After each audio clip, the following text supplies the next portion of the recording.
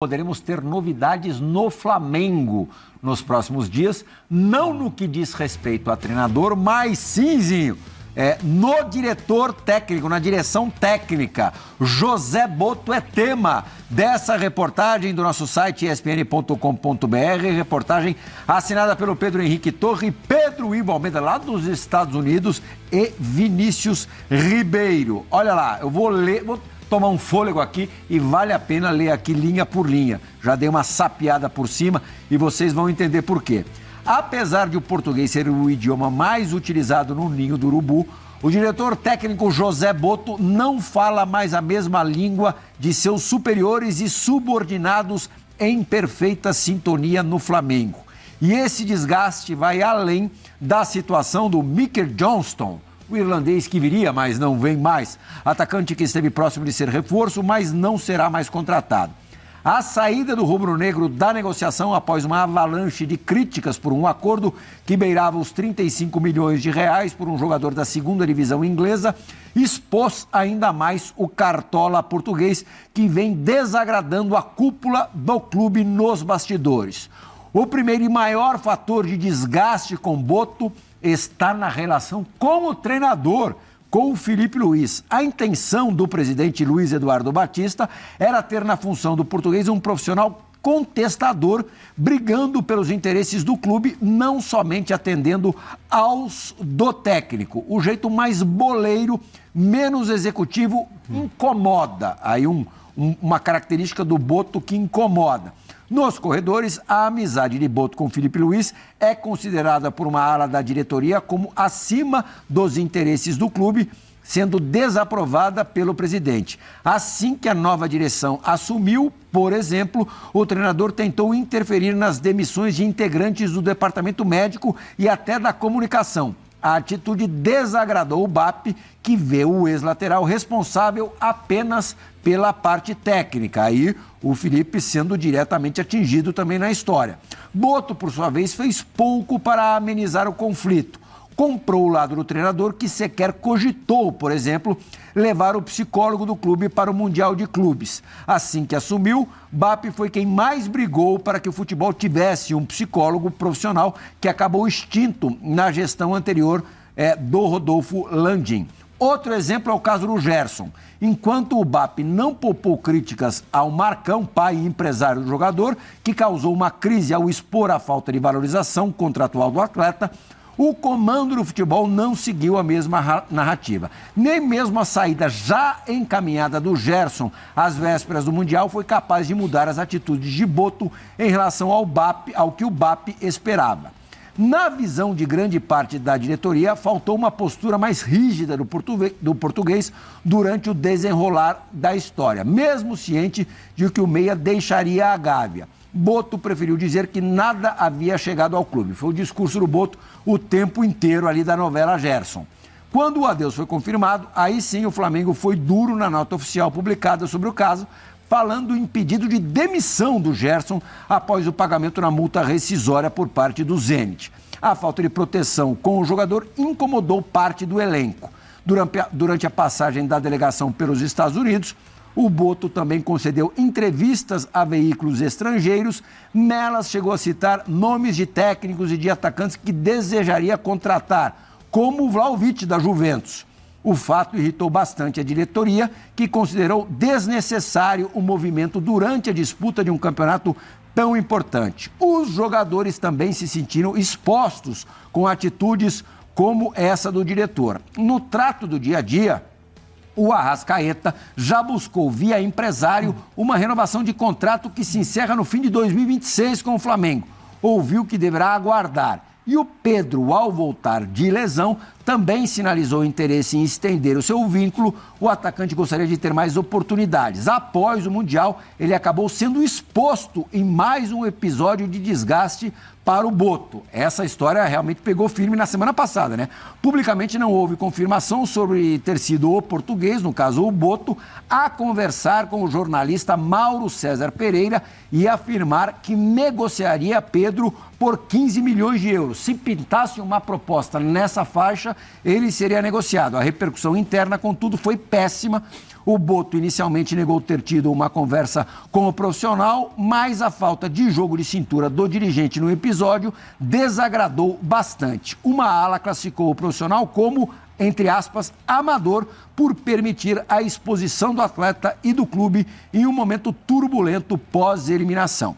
Depois de muita discussão e opiniões divergentes, o clube divulgou uma nota oficial na qual reforçou a confiança no Pedro. Uma tentativa em vão de amenizar a situação. O estrago já estava feito. A negativa do Boto sobre essa conversa irritou até mesmo membros da comunicação do Flamengo, que já haviam publicado nota oficial sobre uma informação de jornalista um dia antes. Muitos defenderam a ideia de que o melhor caminho era deixar o ambiente esfriar, ao invés de novo pronunciamento oficial. O clima entre o dirigente e o departamento do clube pesou. Bom, e por fim, o caso já citado do Mickey Johnston, que nem virá, mas já também serviu para deixar o ambiente ainda mais turbulento.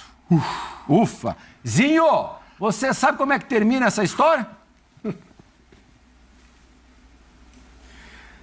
Por enquanto vai esperar começar o campeonato, ver o desenrolar do campeonato, ver como o Flamengo desempenha, a busca pelos títulos, né? E aí os títulos acontecendo, passa o pano, vida que segue. Agora,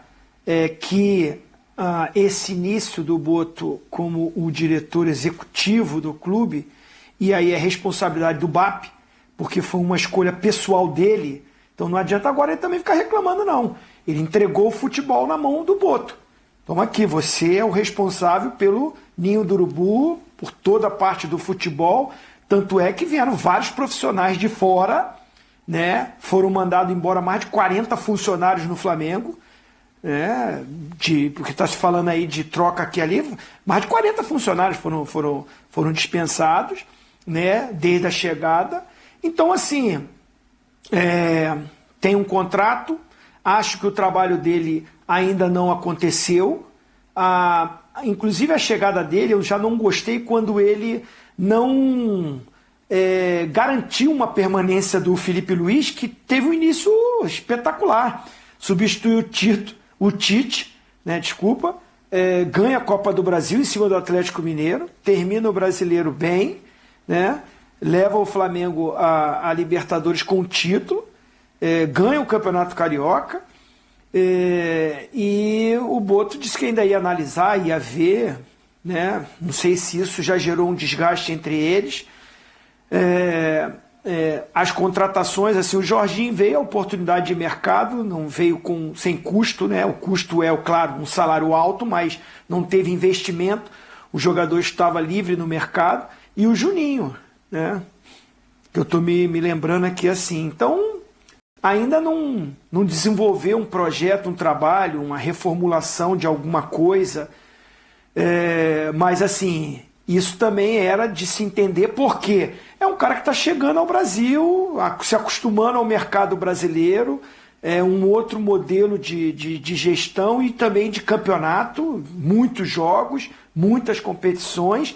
Então o próprio profissional, esse é o risco de você trazer para ele ser o comandante num outro mercado que ele não estava acostumado a trabalhar. Então ele está entendendo, e num dos maiores, se não o maior, de turbulência, de pressão, de X9, né? Porque toda hora tem notícia que vaza aqui, vaza ali, vaza lá, ele está tentando bloquear isso, mas não consegue, difícil ali no Flamengo.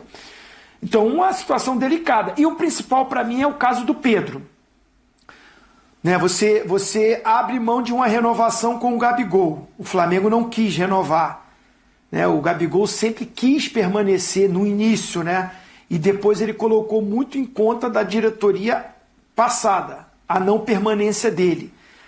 Por quê? Entendia que o Pedro era o cara ali para essa função, traria um jogador para compor o elenco, e aí o cara tem uma contusão e de repente parou, não joga mais.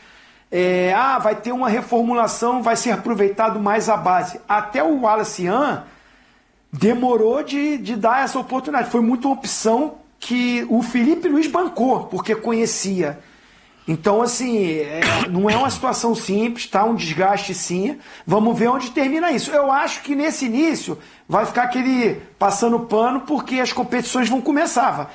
Já tem Campeonato Brasileiro no final de semana. Sim, no sábado o Flamengo recebe o São Paulo na reabertura do campeonato, na retomada do Campeonato Brasileiro. Perguntar para o Zinho, que tem uma coisa. Ô Zinho, essa notícia aí que o Plihal leu aqui, né? A questão do BAP tá, entre aspas, não gostou da amizade que existe entre o Boto e o Felipe Luiz. Você não acha estranho isso? O presidente tem que gostar ou não de amizade?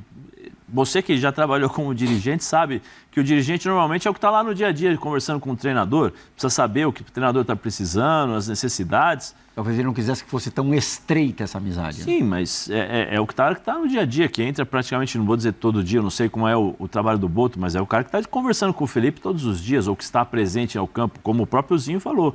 Ele entregou as chaves do Ninho do Urubu pro Boto. Você não acha estranho, Zinho? Muito estranho, muito estranho. Quem tem o contato com a comissão técnica é o diretor de futebol. Agora, como ele tem esse contato, se é só... Porque o que acontece? Ele está ali com a comissão técnica, está com o Felipe Luiz, está nas viagens, está em todos os momentos, todos os processos, né? Tem os subordinados dele, supervisor, gerente de futebol, que vai fazendo toda a logística do clube e, claro, sob o comando dele. Agora, na hora de passar isso para a diretoria, né, para os dirigentes, é ele que vai lá para o escritório lá da Gávea, não sei onde está sendo, na minha época era assim, né, ia para a Gávea e tem as reuniões semanais para ele, né, passar tudo que ele está vivendo, tudo que ele está observando, e escutar também dos dirigentes, que tem aqueles caras que vai, por que ele fez isso, por que ele fez aquilo e tal. Então ele é o elo, ele está no meio disso daí. Eu não sei se nesse momento as cobranças do BAP ou da sua diretoria não está sentindo que o Boto transmite isso e cobra isso da comissão técnica, só se for nesse momento. Agora, de ser amigo, você tem que ter uma relação boa, porque você está no dia a dia com os atletas, com o treinador, você não precisa ser amigo íntimo, mas você tem que ter uma relação boa até para o trabalho ser desenvolvido. Isso não quer dizer que você não vai cobrar.